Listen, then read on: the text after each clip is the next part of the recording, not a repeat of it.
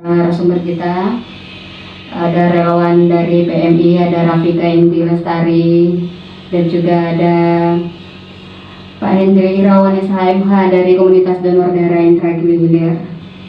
Kita langsung sapa dulu sebelumnya. Assalamualaikum, Pak. Ya. Waalaikumsalam warahmatullahi wabarakatuh. Oke, kita perkenalan dulu Pak ya. Ini Pak Hendri Irawan SHMH dari Komunitas Donor Darah Intragilir. Perkenalkan, saya Hendri Irawan, asli Tembilahan, kelahiran Tembilahan ya. Komunitas donor darah ini yang kami sampaikan yaitu Komunitas Donor Darah Inhil yang kita singkat dengan KDDI. Berdirinya itu tahun 2013. Pada bulan 4 tanggal 23 April 2013 itu awal komunitas ini berdiri. Sampai alhamdulillah sampai hari ini perkembangan KDDI terus bergerak ya untuk membantu masyarakat Inhil pada khususnya.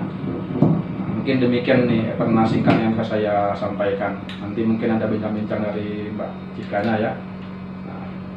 Oke, baik pendengar, itu perkenalan dari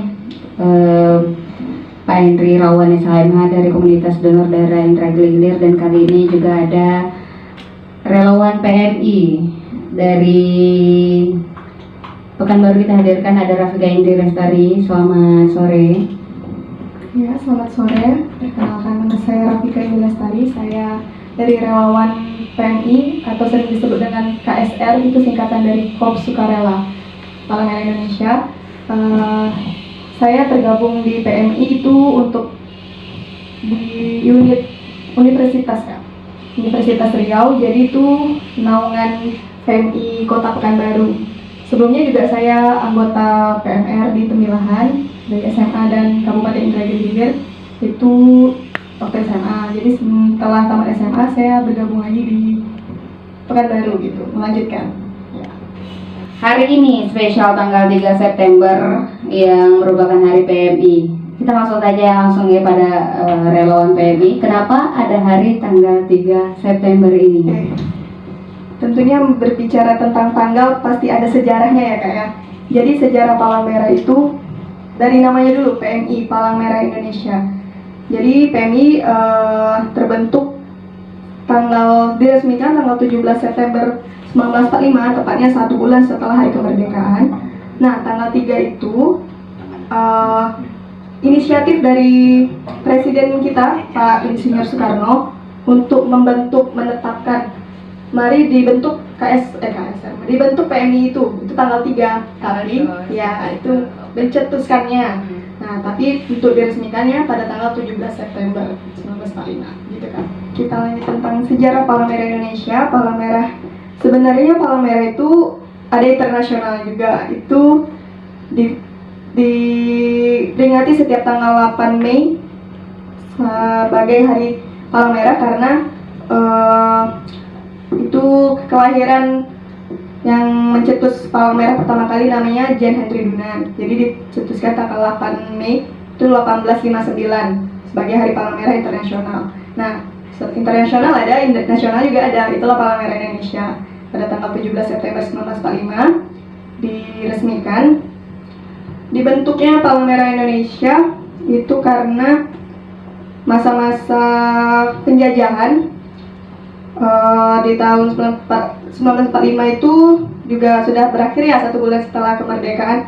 Nah, tetapi masih banyak juga kebutuhan sosial kemanusiaan itu masih berjalan, bukan hanya karena kita sudah merdeka, jiwa kemanusiaan kita sudah berakhir juga tidak. Jadi ditetapkannya Palang Merah Indonesia itu pada tanggal 17 September itu dibentuk ketua pertama kali namanya Dr. Andes Muhammad Hatta atau wakil presiden kita yang pertama, gitu kan.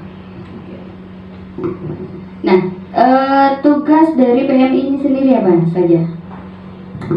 Kalau tugasnya, poin pertama tentunya tentang kemanusiaan ya Kak ya. Kita ada 7 prinsip dasar gerakan Palang Merah Nasional Internasional. Itu ada kemanusiaan, kesamaan, kenetralan, kemandirian, kesukarelaan, kesatuan, dan kesemestaan. Jadi ruang lingkup 7 prinsip ini yang bakalan kita gerakkan dalam segi apapun itu, bukan hanya dari segi budaya, sosial, tapi memang mencakupi semua di apa yang kita butuhkan di dunia ini, terutama di Indonesia. Nah, itu kita ada lihat dari palang merahnya, dari logo palang merah itu kita ada lima kelopak bunga, itu menandakan sila Pancasila yang kelima. Jadi kaitan PMI ini ada juga kaitan dengan Undang-Undang Dasar 1945 dan kita kaitkan dengan poin-poin Pancasila. Selanjutnya PMI itu tugasnya tentang sosial, dan kita nggak usah kilas balik yang lalu, yang sekarang aja ya kita bicarakan tentang tugas-tugasnya, terutama di masa pandemi ini, Kak. Nah, segala aspek juga agak dibatasi karena ada COVID-19. Nah, jadi tugas-tugas yang sekarang ini lebih banyak tentang manusianya, tentang kita PMI terkenal dengan donor darahnya ya, Kak ya. Jadi lebih poinnya ke donor darah. Nah, tugas PMI ini tentang donor darah itu semakin menurun, Kak. Semakin ada COVID, semakin menurun. Kebutuhan darah sangat tinggi, tapi permintaan ataupun yang mendonorkan sedikit, sangat menurun.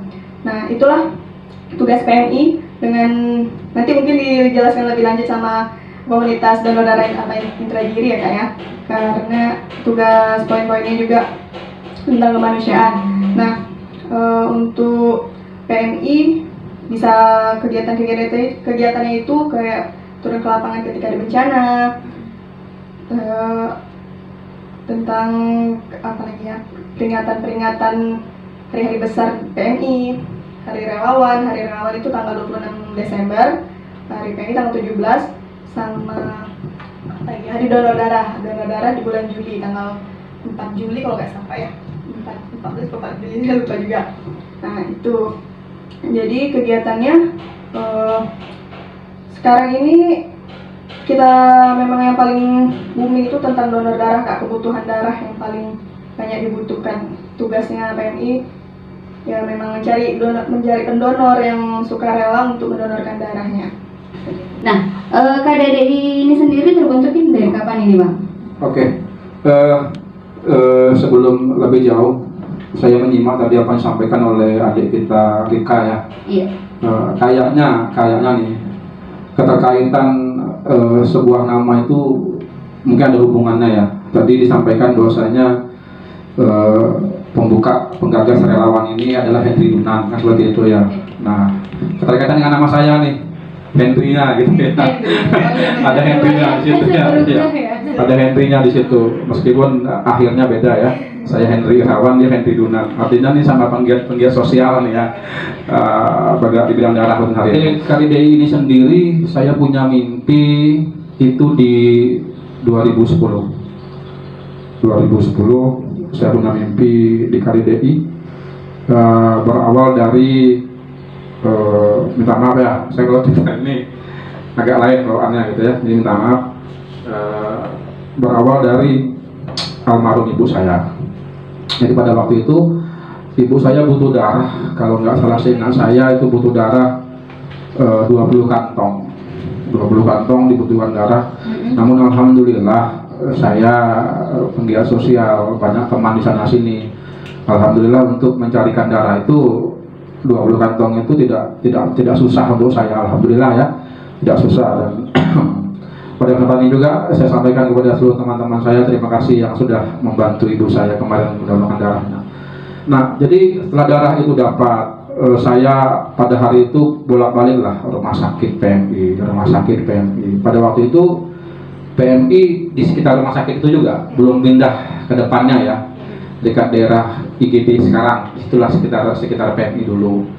Itulah saya. Jadi menamandir saya ruangan ibu saya ke PMI, ruangan ibu saya ke PMI, ruangan ibu saya ke PMI. Inilah terus yang saya lakukan.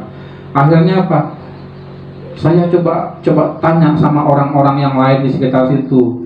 Nah, dia sulit cari darah, padahal yang dibutuhkan cuma 2 kantong, tapi seluruhnya minta ampun. Pada saat mendapat darahnya, dia harus bayar kepada calo. Berapa jumlah bayarannya itu berbeda-beda. Ada yang menawarkan 500.000, bahkan ada yang menawarkan 1 juta. Ini nyawa. Menurut saya darah ini nyawa. pada saat ada orang yang ingin mendonorkan darahnya, entah apapun itu, entah dia calo dan sebagainya, kita dari pihak keluarga tentu ingin menyamakan, apalagi ini orang tua kita ingin menyamakan orang tua kita, otomatis berapapun itu kita penuhi gitu ya. Nah, melihat hal itu saya bedakan dengan apa yang saya rasakan. Saya rasakan kok saya mudah gitu dapat darahnya. Alhamdulillah tidak bayar sepeser pun saya darah itu gitu kan. Tidak lewat calo dan sebagainya. Nah, dengan dasar ini orang tua saya sudah sehat, akhirnya saya sampaikan kepada beliau. Saya bilang, Mak, ini Iwan mau buka kegiatan sosial, khususnya di bidang darah, nolong orang. Almarhum cuma berpesan cuma satu, silakan kau buka nak, apapun itu namanya, tapi dengan catatan satu, jangan pernah menyusahkan orang lain. Nah, jangan pernah meminta imbalan apapun. Jadi dengan kegiatan ini ada amanah orang tua yang saya emban selama ini. Nah, itu 2010 tuh, tidak lama kemudian orang tua saya meninggal dunia. Ya, orang tua saya meninggal dunia.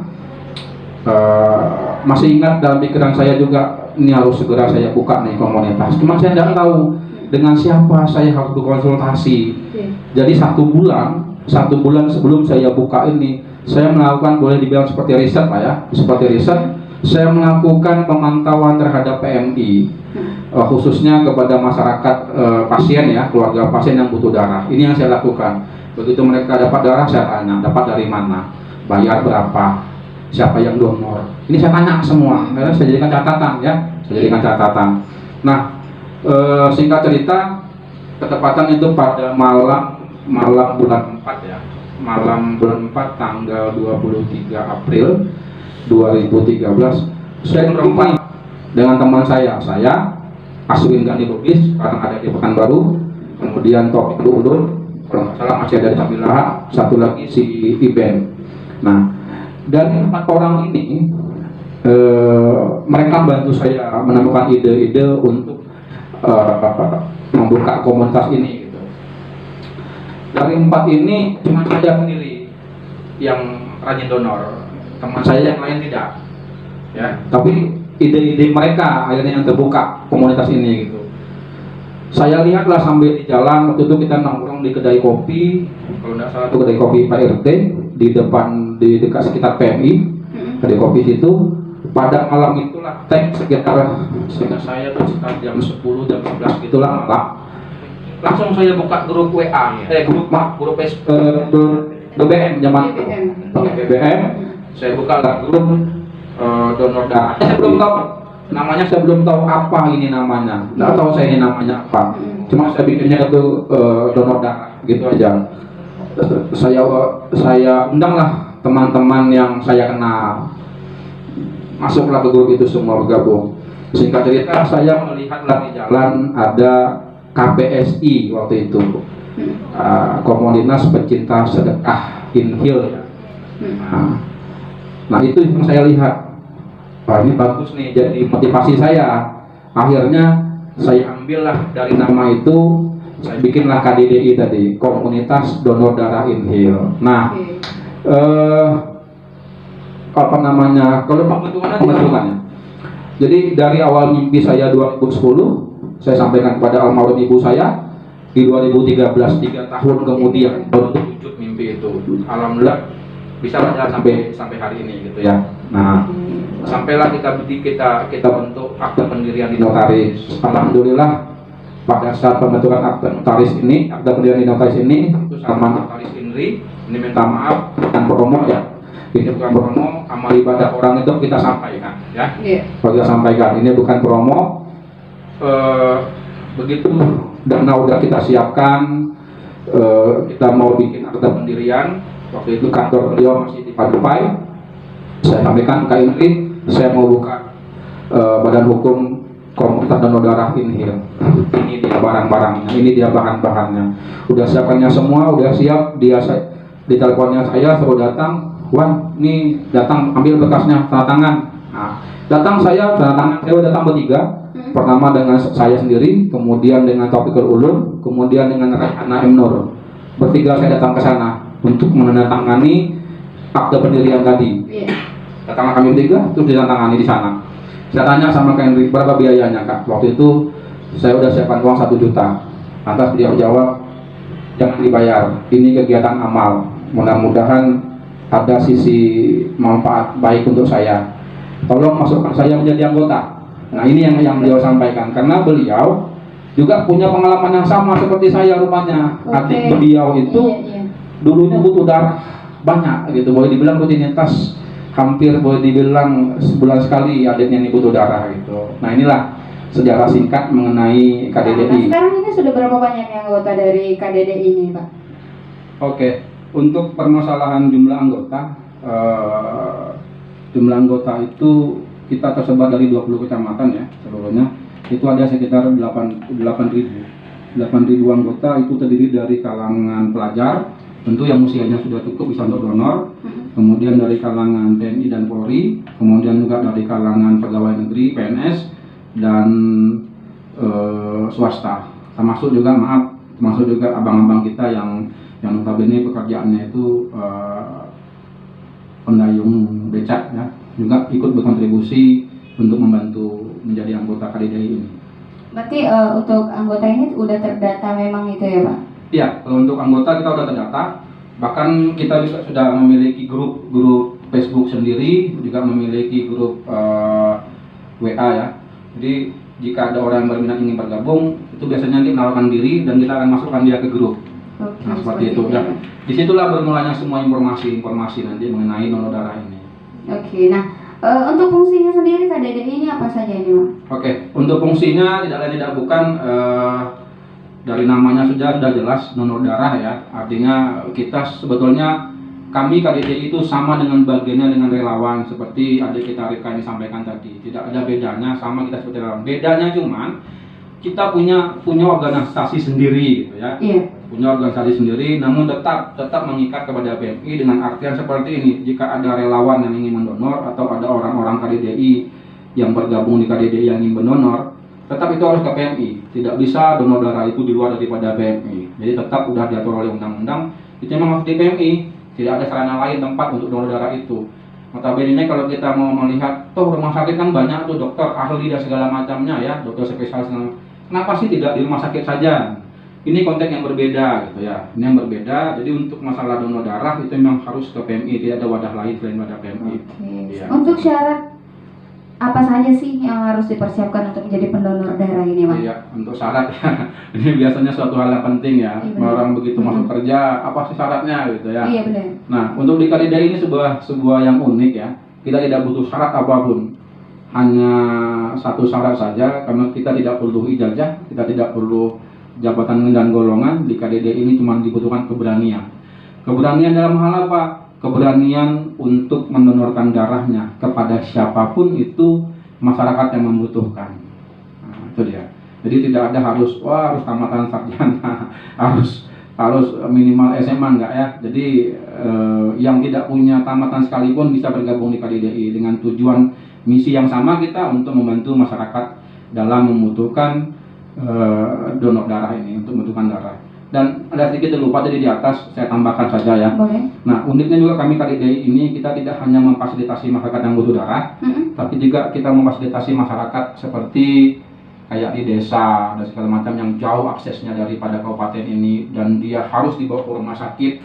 Kendalanya biayanya tidak ada, gitu ya. Nah, kami juga KDDI membantu ini, gitu, membantu ini mungkin didengar di seluruh Kabupaten Inhil ya, acara kita ini atau di kabupaten tetangga ya juga mendengar ini. Nah, saya cuma memberikan himbauan saja khususnya kepada kepala desa, karena notabene pada saat ada masyarakat yang mengeluh di desa itu tetap kepala desa orang pertama yang dicari.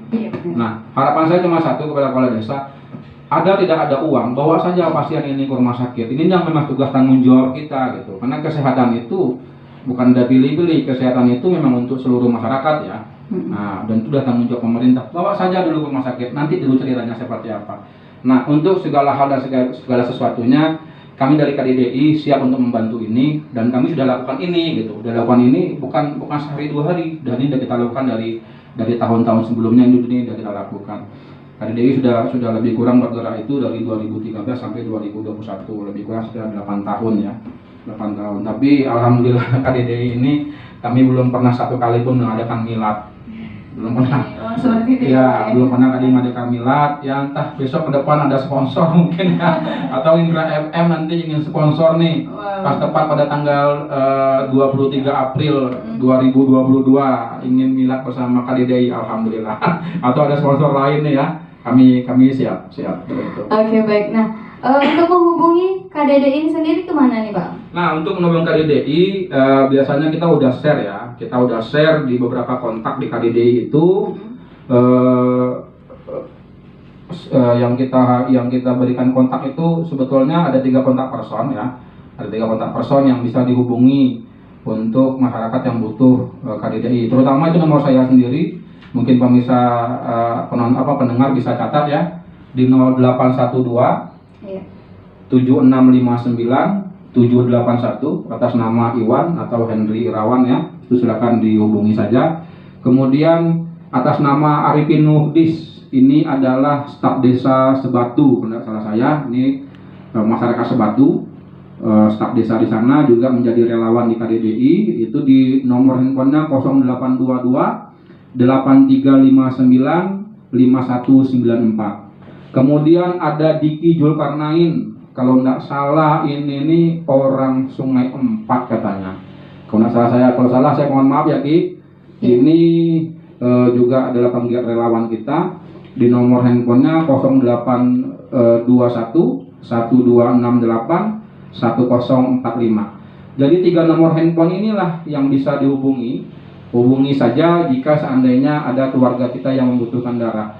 Dan saya himbau nih kepada masyarakat, jika seandainya ada seseorang atau oknum yang mengatasnamakan KDDI, ya mengatasnamakan nama KDDI, mendonorkan darahnya, lantas dia minta imbalan, minta bayar, segera laporkan dengan saya. Kan kita tidak lanjuti ini secara hukum. Dan ini pun juga dilarang ini Mbak Jeka. Ini memang dilarang secara undang-undang. Dilarang kita untuk menjual organ tubuh. Itu sesuai dengan pasal 192 ya. Nah, kemudian di pasal 64 ayat 3-nya itu pidana 10 tahun penjara. 10 tahun penjara. Ya. Dan denda 1 miliar. Ini menjual darah ini sama seperti kita menjual organ tubuh. Sama, tidak ada ubahnya untuk menjual organ tubuh. Dengan dalil apapun tanpa ada alasan.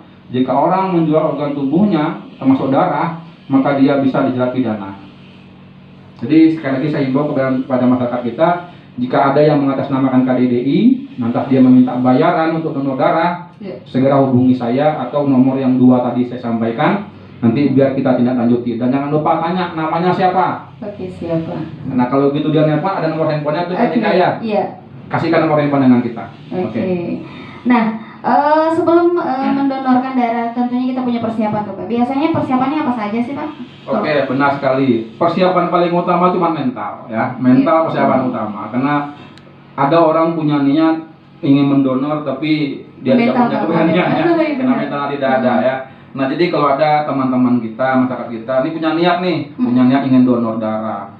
Kan niat yang tulus ini ya. Nah, niat baik itu meskipun tidak dikerjakan udah dicatat selaku amal baik gitu ya, apalagi udah dikerjakan itu kan berlipat ganda pahala. Nah jadi yang punya niat seperti itu tapi dia ada keberanian, hubungi saya, nanti kita coba transfer lah. Kita buang aura-aura negatifnya, nanti insya Allah dia bisa donor tanpa ada hambatan. Nah kemudian syarat yang kedua ini adanya di PMI nanti. PMI sebelum mengambilkan darah seseorang itu lebih kurang, kalau salah saya ingat 350 cc itu darah diambil satu kantongnya. Dan itu nanti PMI akan melakukan tahapan-tahapan. Ini minta maaf PMI, bukan saya mandai-mandai, ini seperti ilmu yang saya ketahui. Sebenarnya bukan notabene saya untuk menjelaskan ini gitu ya. Tapi begitulah yang kita lihat kegiatan-kegiatan di PMI itu. Pertama dia melakukan pengecekan golongan darahnya dulu, dipastikan. Benar enggak golongan darahnya ini A, B, O atau AB ya. Nah setelah donor darah yang dipastikan apapun itu golongan darahnya, kemudian dicek hemoglobinnya dulu. Ya, dicek HB-nya dulu, kekentalan darahnya. Udah mengikuti standar tidak nih kekentalan darahnya gitu ya. Nah kalau udah mengikuti standar, baru dia masuk ke ruangan eksekusi. Ruangan eksekusi itu disitulah untuk pengambilan darahnya. Darah belum diambil, dicek dulu tensinya. Jika tensinya sudah memenuhi syarat, normal tensinya, maka baru diambillah darahnya sebanyak 350 cc. Nah itu dia. Oke, silakan kita udah buka live teleponnya di 085263909855. Niki. Iya. Oke, Niki, silakan pertanyaannya. Selamat sore ya, Bapak yang ada di sana semua juga.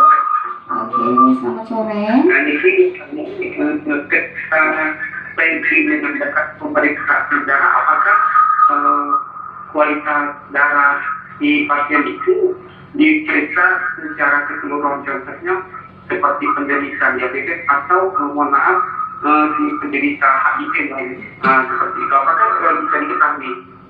Karena takutnya kalau penderita yang diabetes atau HIV itu kan darahnya sudah tercemar. Apakah dengan pemeriksaan kami?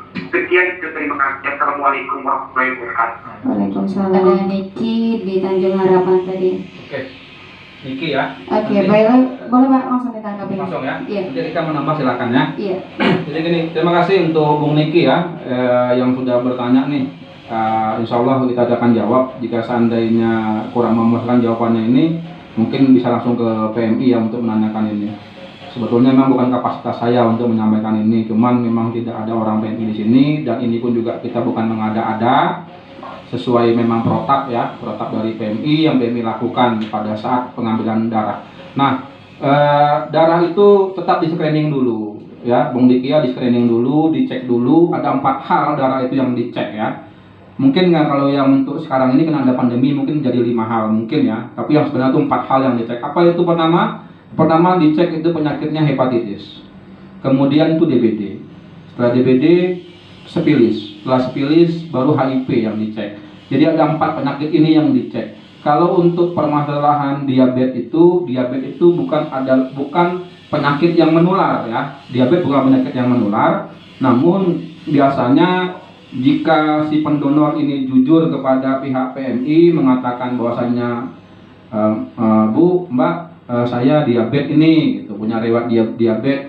Nah, mungkin PMI tidak akan melakukan pengambilan darah, gitu ya. Bukan masalah darahnya ini yang tercemar, bukan permasalahan darahnya ini punya penyakit diabetes yang bisa menularkan kepada pasien, bukan. Tapi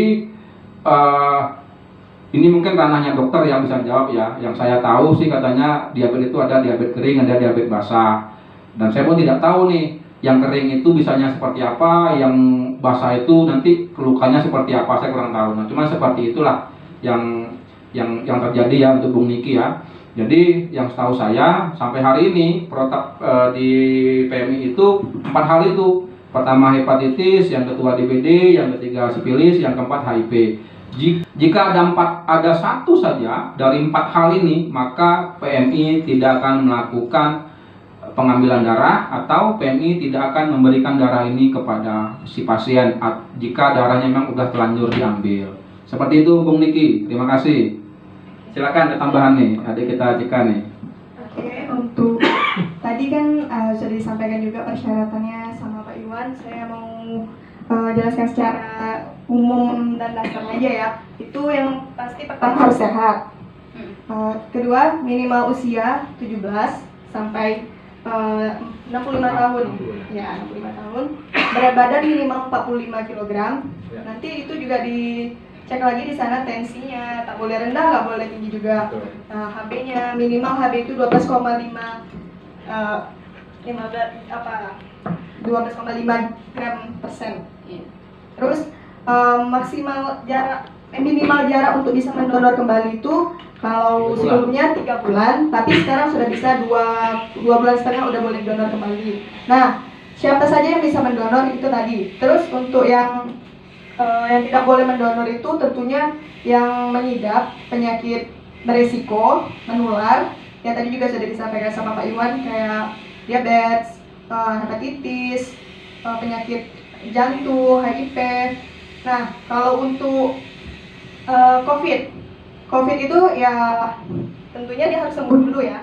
Jadi untuk yang pendonor COVID itu, misalnya ini yang lagi sakit sedang positif COVID, tapi dia butuh darah. Nah, yang dicari itu untuk nama darahnya darah plasma konvalesen, ya, nama darahnya itu. Jadi itu maksudnya orang yang sudah sembuh dari COVID minimal 14 hari tanpa ada gejala ataupun minimal 3 bulan sudah 3 minggu atau 3 bulan sudah 3 minggu, salah, maaf, 3 minggu setelah dia bebas dari COVID dan ada surat keterangan dari dokter dia sembuh gitu, sehat. Itu yang boleh untuk mendonorkan yang membutuhkan darah plasma konvasalan. Habis itu untuk yang menderita penyakit menular, nah misalnya dia belum tahu nih dia ada menderita penyakit tersebut, nanti dia mendonor, kan itu di screening lagi kan di UTD donor darahnya. Nanti bakalan dihubungi sama pihak UTD-nya Kak.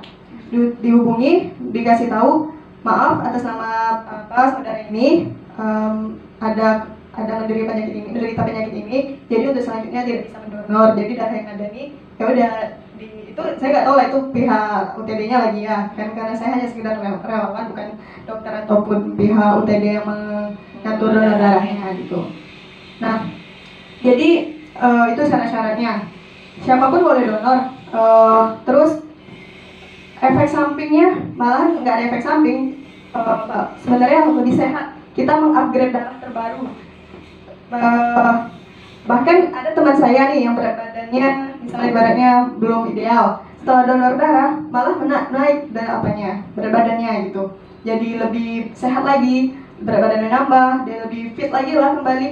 Terus paling efek sampingnya kalau misalnya memang imunnya kurang sehat nih kan kurang kuat, ada memar-memar sedikit lah pasca kena suntikan atau pegal-pegal di bagian tulang-tulangnya seperti itu, pusing sedikit karena mungkin malam sebelum dia mendonor dia begadang atau belum sarapan atau sarapan gitu. Jadi ada syarat-syaratnya juga, sebelum mendonor harus sarapan dulu, nggak boleh minum obat selama 24 jam, nggak boleh. Alek di Sungai Intan, apakah mendonor darah itu dibayar? Oke. Boleh langsung Pak Iwan tanggapi. Bung Alek ya, terima kasih atas atensinya ya. Apakah di Sungai Intan ya, apakah donor darah itu dibayar atau tidak? Untuk donor darah itu tidak dibayar, gratis ya, gratis. Jika ada yang meminta bayaran itu namanya calo. Ya, jadi untuk di KDDI itu sendiri kami tidak memungut bayaran Rp1 pun.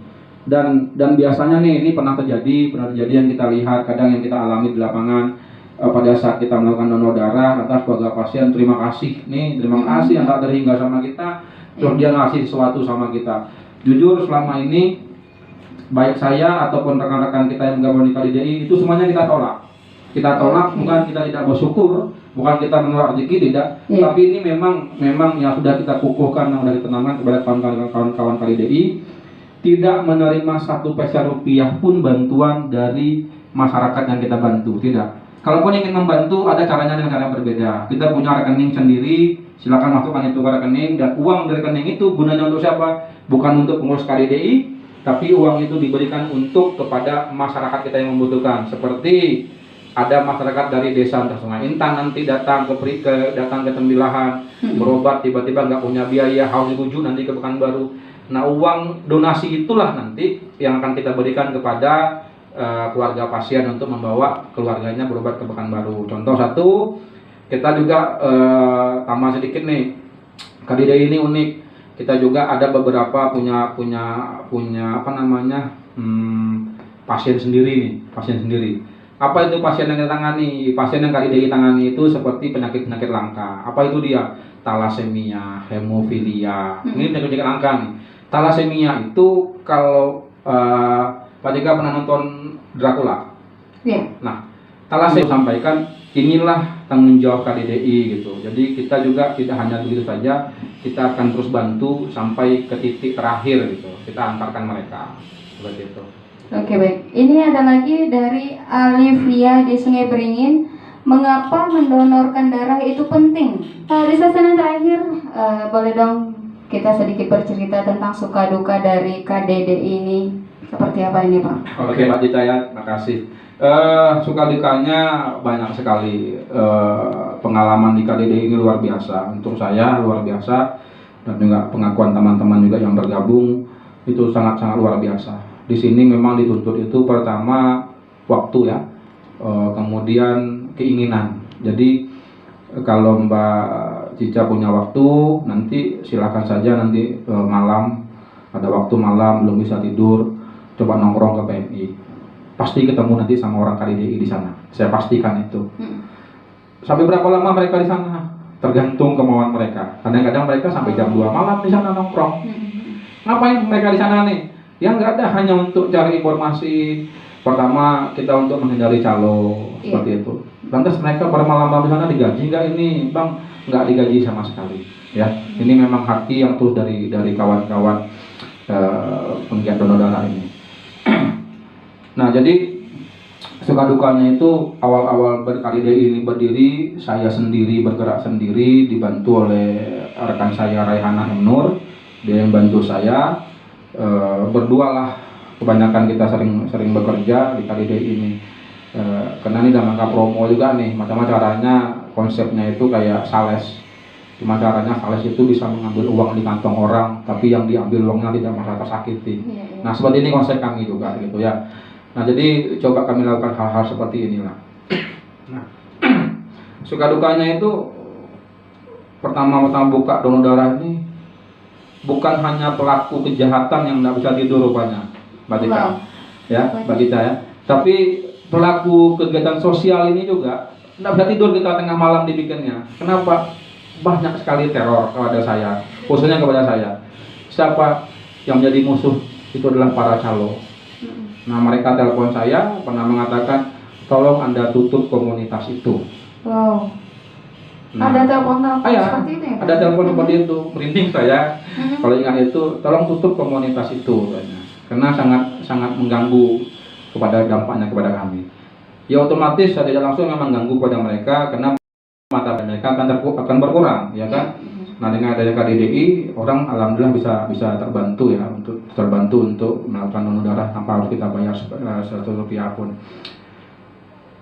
Kenapa tetap saya lanjutkan? Ini risikonya besar untuk saya. Tetap saya lanjutkan. Saya yakin dan percaya satu orang yang meneror saya, tapi ada 1000 orang yang bakal mendukung saya. Nah, meskipun saya tidak tahu nih di belakang ini siapa sih yang 1000 itu gitu. Tapi saya yakin dan percaya dengan niat yang tulus, dengan niat yang ikhlas,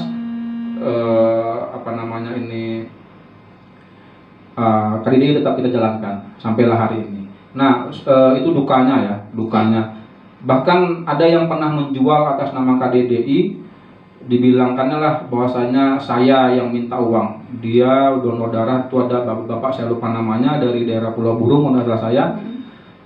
Istrinya yang sakit, darah yang dibutuhkan itu saya masih ingat itu darah O, dibutuhkan 3 kantong. Jadi ada yang nelpon saya. Dari situ juga saya ambil pengalaman. Ada yang nelpon saya, Bang Iwan, iya saya bilang, ini ada keluarga saya Bang butuh darah, golongan darah O 3 kantong. Oke, nanti kita carikan, saya bilang kayak gitu. Waktu itu kita belum ada mediasi untuk share. Nggak tahu nih mediasi caranya seperti apa, kita belum tahu. Ya, mudah-mudahan telepon aja. Tiba-tiba pendonor sudah ada, datanglah bapak ini ke PMI. Saya pulang, istirahat siang. Pas mau tidur, datanglah telepon masuk dari PMI. Bang, abang ke PMI lah dulu. Ini ada ribut di PMI. Pergilah saya ke PMI pada waktu itu. Kalau nggak salah itu tahun 2014. 2014. Ya, 2014 kalau nggak salah ya. Datang saya ke PMI. Di PMI itu rupanya sudah ada bapak-bapak nangis di sana, tidak pakai baju, pakai celana pendek, tidak pakai alas kaki. Saya tanya, Bapak kenapa? Istrinya yang sakit, butuh darah 3 kantong. Saya udah bayar dengan orang yang namanya Iwan. Berapa Bapak bayar? 1 juta. Apa yang dia bilang, Pak? Dia dari KDDI katanya. Saya orangnya Pak? Bukan katanya. Orangnya tinggi besar, lebih tinggi lagi dari kamu katanya. Saya yang namanya Iwan, saya yang orang KDDI. Nah, akhirnya saya telepon orang itu, saya bilang, Bang, nomor handphonenya ada ya Pak? Ada, karena betul dia nelpon saya kan, Akhirnya saya telepon orang itu, Bang, tolong kembalikan uang Bapak ini. Abang ada ambil uangnya 1 juta. Syukur-syukur kalau diambil darahnya ada gitu. Ini udahlah uangnya diambil, darahnya tidak ada gitu. Nama saya diburukan. Ini saya bilang, tolong kembalikan uang ini Bang. Jika abang tidak kembalikan uang ini kepada Bapak ini, tunggulah. Satu-satunya di Tembilahan gara-gara jual darah yang masuk penjara abang, aku bilang kayak gitu. Akhirnya alhamdulillah uang itu memang dikembalikan. Dan sampai hari ini orang itu memang tidak pernah lagi hubungi saya. Dari situ saya dapat pengalaman. Jadi pada saat ada orang nelpon saya, ini siapanya gitu. Saya keluarganya, keluarga seperti apa, sepupunya. Tolong keluarga pasiennya sendiri suruh telepon saya. Tujuannya apa? Agar orang jangan memanfaatkan ini gitu. Jangan orang nanti mengatasnamakan KDDI, datanya dia calo. Nah ini yang kita hindari seperti itu ya. Jadi lebih baik keluarganya sendirilah. Misalnya yang sakit orang tuanya, yang nelpon tuh anaknya. Pertanggungjawabannya jelas gitu. Tapi kalau yang nelpon nanti orang lain atau yang nelpon kadang banyak nih. Contoh kayak Mbak siapa tadi? Cica ya. Mbak Cica kenal dengan saya, tapi temannya nggak kenal dengan saya. Teman Mbak Cica sakit nih orang tuanya. Lantas ngobong saya, Bang, ini ada teman saya, orang tuanya sakit, minta darah, tolong bantu Bang. Saya nggak mau, saya minta langsung dia yang ngobongi saya gitu. Dengan tujuan apa? Biar dia bisa mempertanggungjawabkan apa yang dia sampaikan sama saya. Nah seperti itu. Dan mohon nanti ada 3 nomor tadi yang sudah sampaikan. Jika ada yang menambah nomor daripada nomor itu, mohon laporkan dengan saya, karena itu bukan perbuatan kami gitu ya. Dan apalagi jika ada orang KDDI yang mengatakan nama KDDI ternyata dia minta bayaran, sudah laporkan sama saya, akan kita tidak lanjutin secepatnya. Nah sukanya di mana? Sukanya ini kegiatan sosial, tidak bisa dibayangkan sukanya itu seperti apa. Sukanya ini ya hanya Allah lah yang tahu ya, hanya Allah yang bisa menilai seperti apa. Tapi itu tadi sekali lagi, kegiatan sosial ini tidak seperti yang saya bayangkan dulu. Wah, pasti enak lah melakukan kegiatan sosial ini, semua orang pasti dukung. Ternyata tidak. Meskipun kita melakukan perbuatan kebaikan, namun itu mungkin baiknya penilaian kita, tapi penilaian orang itu berbeda terhadap apa yang kita lakukan ya. Nah, himbauan, tadi ada himbauan juga ya. Himbauannya apa? Himbauannya saya cuma berharap, saya punya mimpi sebetulnya di KDDI ini, Inhil ini yang saya kenal dari beberapa generasi. Pertama, Inhil ini terkenal kota 1000 parit. Sudah itu di eranya Pak Indra Muklis, ingat saya, kota 1000 jembatan. Sekarang di eranya Pak Wardan itu kota hamparan kelapa dunia. Saya juga punya mimpi.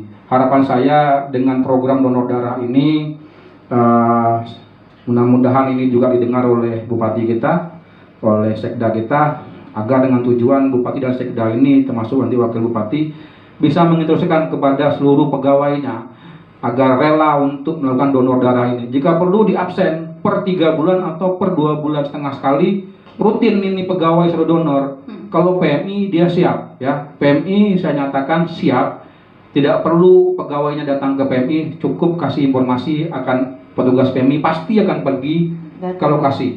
Pasti itu ya. Nah jadi saya punya mimpi dan harapan ini, Indragiri Hilir tidak hanya dikenal dengan 3 nama tadi, 1000 parit, 1000 jembatan, hamparan kelapa dunia, tapi saya punya mimpi KDDI ini kedepannya akan dikenal ada juga sebagai kota donor. Ini harapan saya. Saya inginkan itu dalam benak yang saya hayalkan, KDDI itu kedepannya pada saat orang ingin donor darah seperti kita pergi ke bank ya, pergi ke bank kita rela antrian berjam-jam, rela antrian berhari-hari untuk menyelamatkan uang kita di bank. Nah gimana sih konsepnya kita bisa rela antrian berjam-jam untuk menyelamatkan hidup orang banyak gitu ya. Seperti yang sampaikan tadi, setetes darah harapan hidup untuk 1 nyawa. Nah sebegitulah manfaatnya. Kemudian juga nih himbauan khusus untuk Indra FM. Himbauannya saya berharap agar kegiatan ini tetap terrealisasi. Mudah-mudahan tahun depan masih ada seperti ini, dan bukan hanya KDDI yang diundang gitu ya. Mungkin ada pegiat-pegiat sosial, karena di Tembilahan ini banyak sekali pegiat-pegiat sosial. Dan kedepannya jika berkaitan dengan darah, kami takut sama adik Ripka ini, takut apa yang kami sampaikan, karena notabene tetap membawa nama PMI ya. Notabene sama-sama relawan nih gitu kan. Nah cuman kami relawan berbasis komunitas, sementara satunya lagi relawan berbasis pelajar dan mahasiswa gitu ya. Nah kami takut apa yang kami sampaikan ini mungkin ada yang tidak berkenan oleh pihak PMI-nya. Langkah baiknya ke depannya PMI-nya juga kita undang, masyarakat juga kita undang. Nih gimana nih masyarakat nih gitu kan terhadap ini segala macam. Mungkin inilah harapan kita semua ya, kami semua. Demikian, terima kasih. Oke, berdiri kokoh kurang lebih 8 tahun Pak ya, harus punya mental baja juga ya Pak ternyata. Iya, benar. Oke baik, dan suka duka dari PMI sendiri sebagai relawannya seperti apa nih? Oke, kalau saya menceritakan dari segi remaja aja ya Kak, sebagai relawan di usia produktif. Nah, jadi kan usia produktif itu dari umur 17 sampai kisaran 25 maksimal. Nah, itu tuh sebenarnya usia yang paling produktif untuk mendonorkan darah.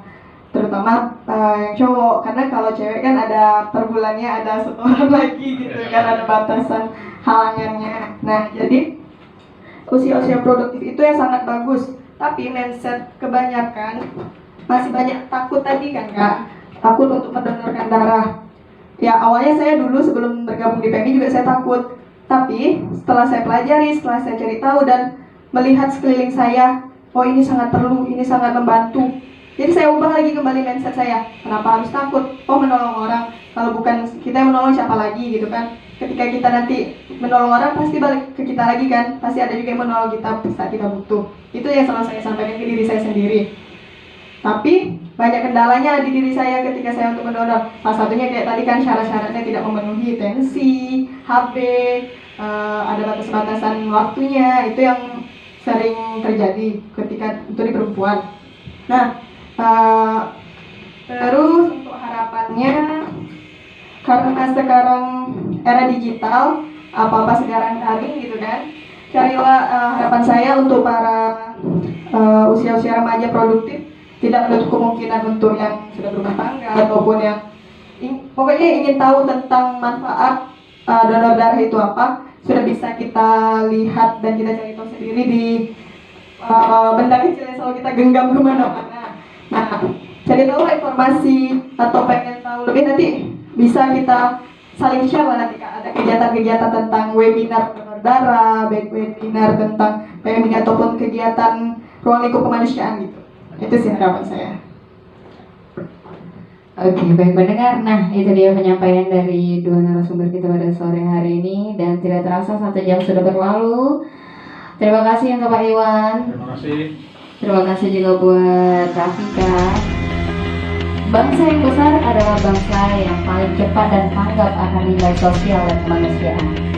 Saya Rizky Zakaria pamit. Tetap semangat dan jumpa.